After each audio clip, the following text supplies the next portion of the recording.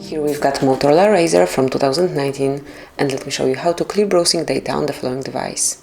So at first you have to open the browser that you are using, in my case it's Google Chrome, then tap on the More icon, which is 3 dots one in the right upper corner, and go to History then.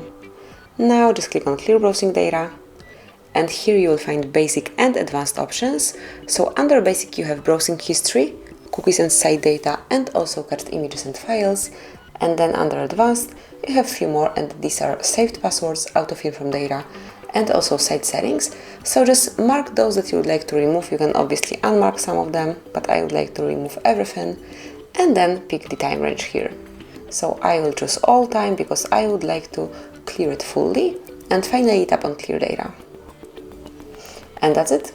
Clear it from data is done, so now you can create everything from scratch. And that would be all.